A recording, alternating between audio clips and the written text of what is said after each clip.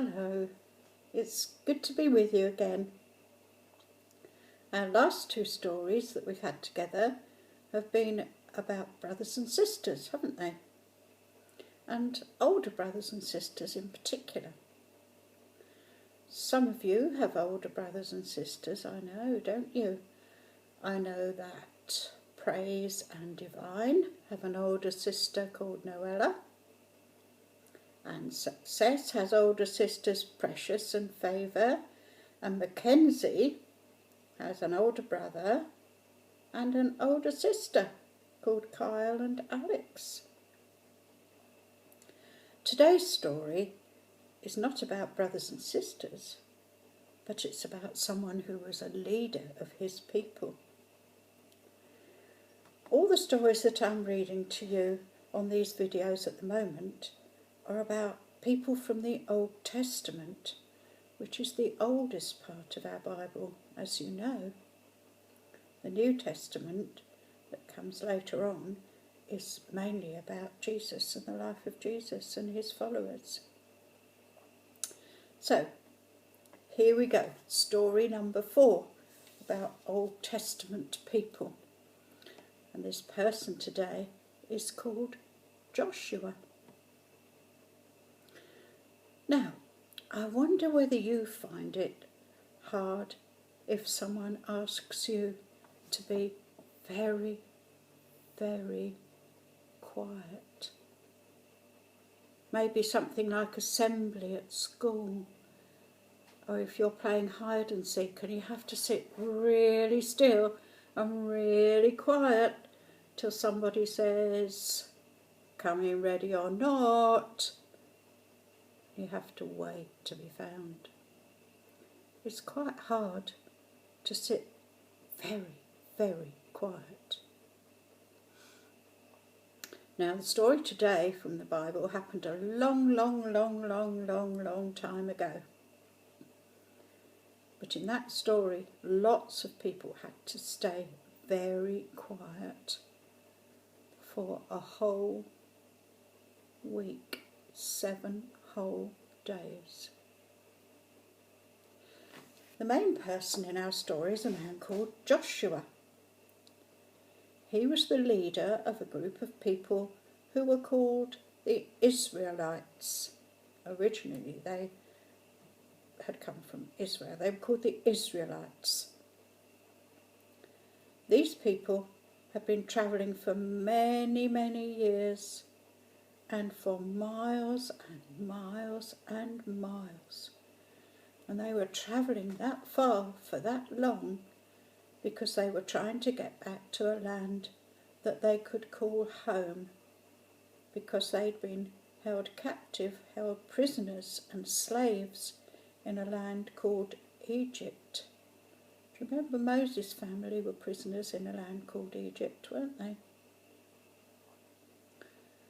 Well, while they were on their travels, Joshua and the Israelites came to a city that was called Jericho.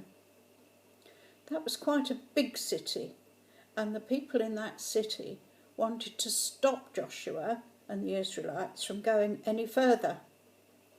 They were going to come out of their city and stop them from carrying on their journey. So Joshua had to capture the city of Jericho. He had to take over the city so that they could continue their journey. But they just didn't know what to do, how to capture the city, because all round the city were really high walls protecting the city. Some of you might have seen the old wall that used to be round Colchester, when that was a much smaller place than it is now. These walls were really high round the city of Jericho. So Joshua talked to God about it, and he asked God what he should do. And of course, because God always tells us what to do when we ask him, even if we have to wait sometimes to know what he wants. God told Joshua that the holy men who were with them, like the ministers we have today, should walk round the outside of the city walls, and they should carry a special holy box that they had, the Ark of the Covenant, and that had special holy books in it. And they should carry this box and walk round the walls of the city every day. While they did this, some of the trumpeters that they had with them had to go round the wall with them, blowing their trumpets as they went, but not too loud. Well, that was okay, they could do that. But here was the hard part. The rest of the Israelites, and there were lots and lots of them, the ones who weren't the holy men or the trumpeters, they had to hide and stay really, really quiet, not making any sound at all. So the people inside Jericho didn't even know they were there. So the Israelites did exactly what God did and what God said and what Joshua told them to do, and they did that each day for 6 days. Not 1, not 2, not 3, not 4, not 5, but 6 days round the city wall. And the rest of the people had to stay really, really quiet. On the 7th day, the holy men and the trumpeters were to walk round the walls not once, but 7 times. 7 times round and round and round the city walls. On the 7th time, the trumpeters had to sound a really, really loud blast on the trumpets. And the people who had been so quiet, when they heard the loud blast on the trumpet, they had to jump up and shout as loud as they could. And they shouted and they shouted, and the trumpets and the shouts were so loud that the city wall that was standing round Jericho just fell flat.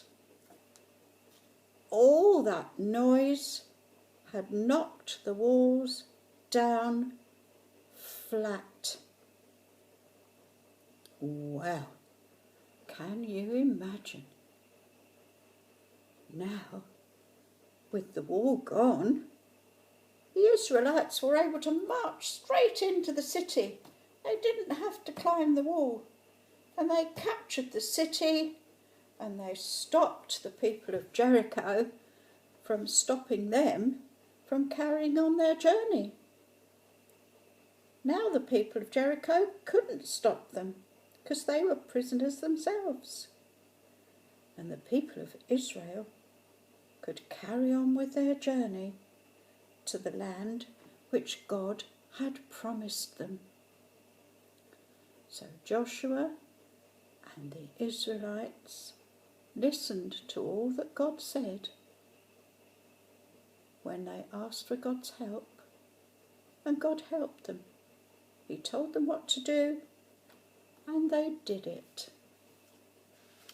Wow.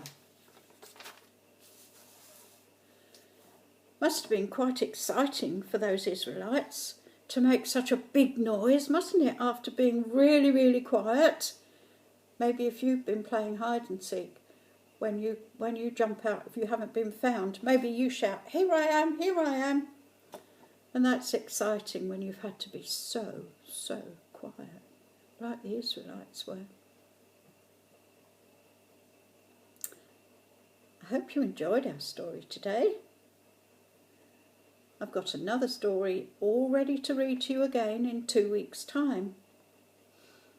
Till then, I hope you're enjoying the activities that Judith is bringing around in your packs for you to do that are to do with our stories, and I hope you enjoy whatever you do this week to go with the story of Joshua. So, till I'm back reading to you again, take care, won't you? Stay safe, all of you. God bless. And I'll see you again soon. Bye.